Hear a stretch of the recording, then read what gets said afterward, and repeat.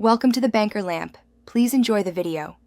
You start now by powering off the Vivo Y11 and removing the SIM tray and back cover.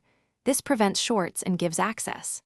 Next, use a Phillips #00 to remove the visible screws, and then a plastic spudger to release clips. Go slowly to avoid snapping them.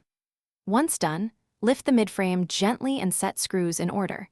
You need clear access to the motherboard and the keyboard flex cable beneath it before continuing. You now locate the keyboard flex connector on the mainboard and observe its orientation. This is critical to avoid reversed seating. Carefully flip the small latch with your spudger, then pull the old flex straight out. If adhesive holds it, warm slightly or pry gently.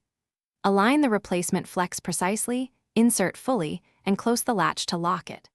Once done, press adhesive edges and recheck alignment so the keys map correctly when reassembled. You finish by replacing the midframe and reinstalling screws in their original pattern, then return the SIM tray and back cover. This keeps the chassis aligned. Power on the phone and test every key. Use the built-in keypad test or a test app. If some keys fail, power down, reopen, and reseat the flex. Make sure no debris or bent pins exist. If problems persist, try a soft reset, then swap in another known good replacement to isolate the fault. Thanks for watching. If this was helpful, leave a like and consider subscribing. See you next time.